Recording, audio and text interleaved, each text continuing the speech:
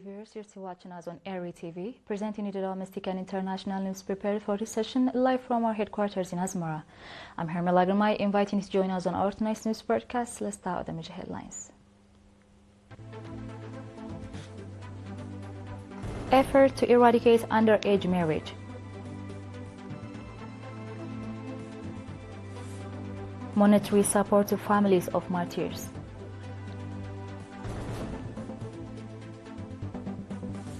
China posts over 5% growth despite trade war.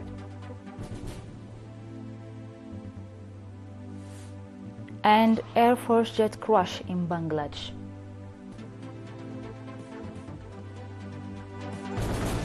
On our detailed domestic news, the National Union of Eritrean Women branch in the Gashbarka region reported that alongside efforts to improve the socio-economic standards of a woman, strong action is being taken to eradicate harmful practices, particularly underage marriage.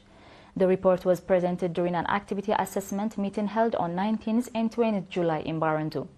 At the meeting, heads of the National Union of Eritrean Women in the subzones presented reports outlining achievements and challenges. The reports also highlighted efforts to create a conducive environment for women to improve their economic status through group and individual income-generating activities, including small-scale agriculture and trade. Mr. Sihdega Johannes, head of the Union branch in the region, stated that encouraging results have been achieved through collaboration with partners in organizing vocational training programs, enhancing women's economic capacity, and combating harmful practices. She also noted the union's effort to ensure women's access to health and educational services, including in remote areas of the region.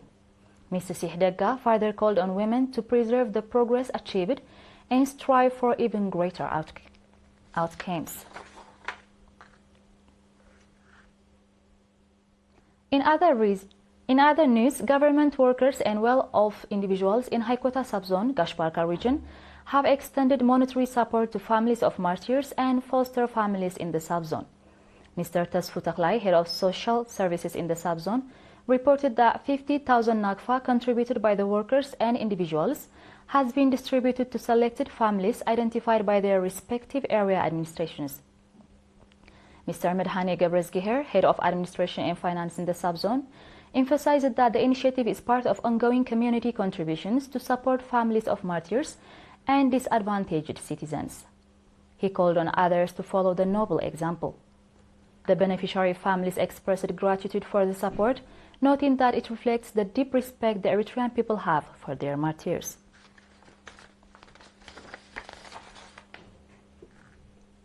In other news, the Ministry of Health branch in the Southern Red Sea region organized training on Hepatitis B vaccination for 70 members of its branch office.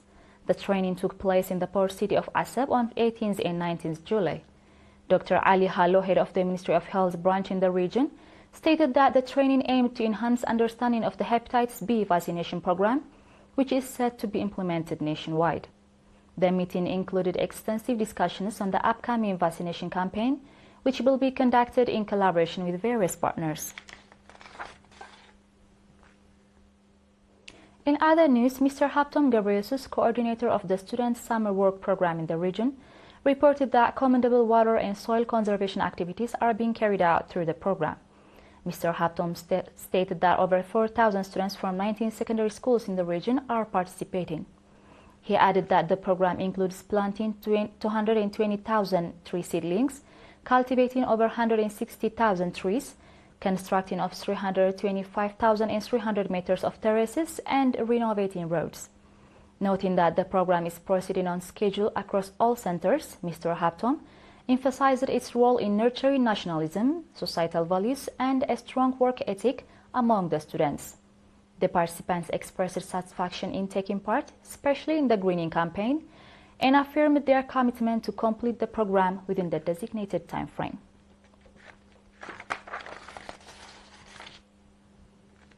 Dear viewers, do stay tuned for our international news right after the short break.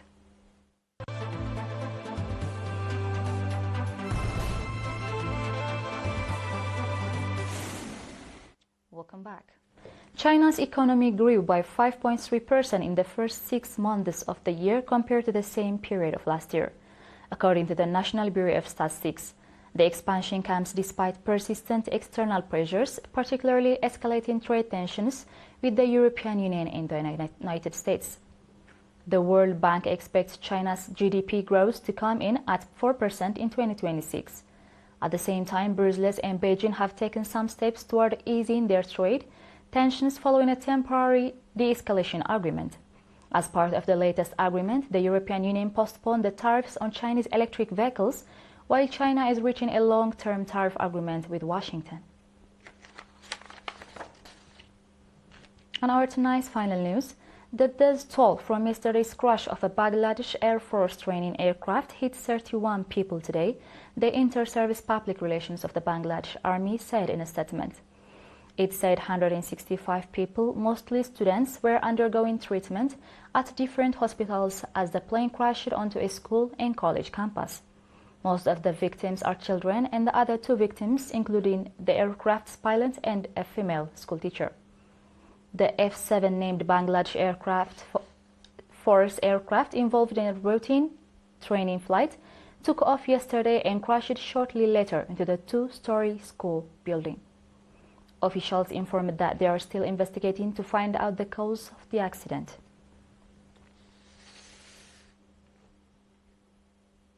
Dear viewers, we are done with the news prepared for this session, and now it's time for a quick recap of the major headlines.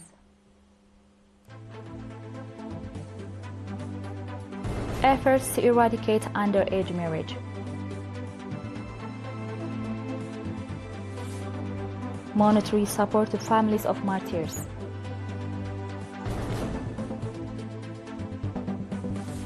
China posts over 5% growth despite trade war.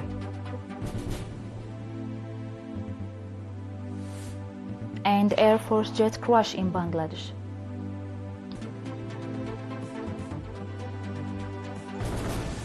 Ladies and gentlemen, that was all for tonight. Thank you for having us and have a blessed one.